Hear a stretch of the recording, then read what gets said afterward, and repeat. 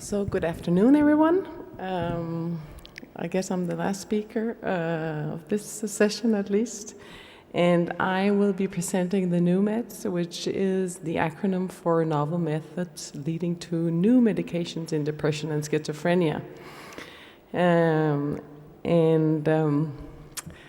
When I speak about NEWMEDS, I always use this picture because I think I come from Denmark, which is a small country up north, where we have this wonderful poet called Hans Christian Andersen, whom you probably all know. And he was very famous for his story about the ugly duckling. To me, NEWMEDS and IMI started as a bit as the ugly duckling, and we are well on our way to becoming a beautiful swan. And I really think that this initiative is the way forward for the industry and for neuroscience as such.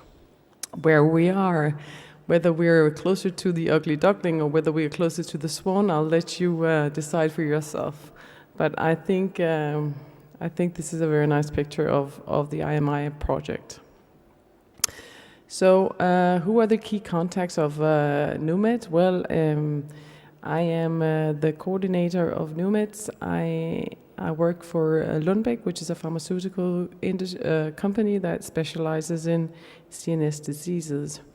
And then our managing entity, the leader of the academic part of the consortium, is Professor Kshitish Kapoor. He's based in King's College in London, and it has been a fantastic joint effort between Kshitish and myself and all the other FPR and academic partners that are the participants of NEWMEDS. And then I should say that we have the wonderful assistance of Gabo Milarum. We have a good project managing entity which helps us with all the paperwork. This is the consortium spread all over Europe, and with quite a number of partners. We have 3 SME partners, and all in all we are around 20 partners. It goes back, the reason why I say all in all is that one month one company is pulling out and then a new one comes in. So it changes from time to time. So what is the intention of NEWMEDS? Well, we all know that depression and schizophrenia are devastating illnesses, and current medication for depression and schizophrenia are definitely not sufficient for the patients. Although I come from a company where we've developed a very good antidepressant, I also know that only 60% of the patients respond to current medication. So it is very important that we try to develop new ways or new avenues to reach out to these patients. Similarly, for schizophrenia, we know that schizophrenia is a very complex disease, and that the etiology of schizophrenia it might be unique for different kinds of patients, and we might need different kind of medication for different types of patients. So the consortium as whole focuses on these 2 illnesses and has work packages relating to the different diseases. What we're trying to do is to develop animal models that will enable us to translate our basic research into the clinic and vice versa. So we're trying to use both EEG measurements as well as imaging measurements like PET imaging, or it could be MRI imaging, to guide and aid drug development. We also have part of our project focusing on different blood markers. That could be proteomic blood markers, but it could also be genetic blood markers. And trying to get some sense out of all the nonsense or all the information we're getting out of the genetic information we have from the enormous amount of patient material available in the FPR companies, and also through our SME Decode, which has access to numerous schizophrenia patients in Iceland, for instance.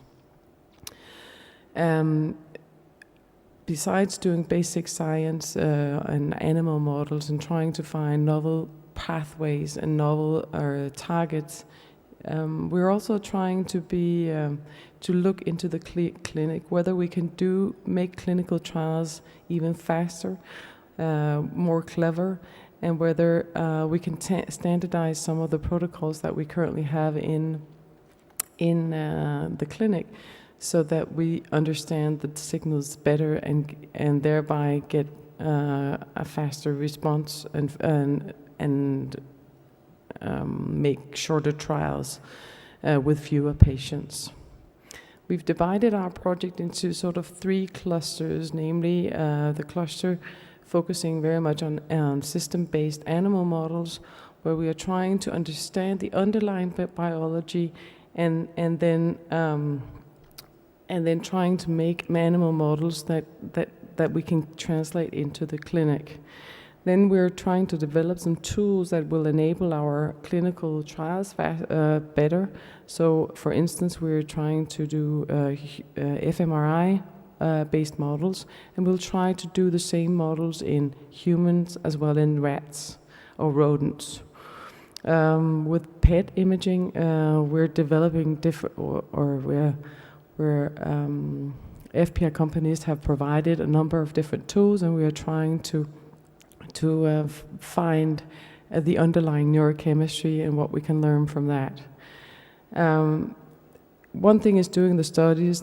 Another thing is actually making the analysis of the data. And I think all of us being scientists know that data analysis of a vast amount of data can be very difficult at times, and we need appropriate models to be able to do that.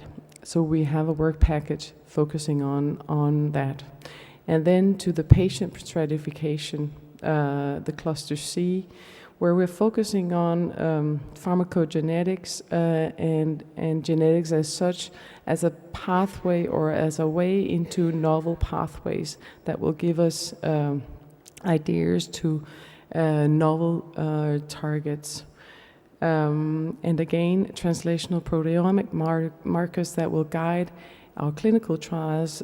For instance, when we're trying to use a drug, if we can use some of the proteomic markers available out there to predict a response, a drug response, that will be really helpful in clinical trials.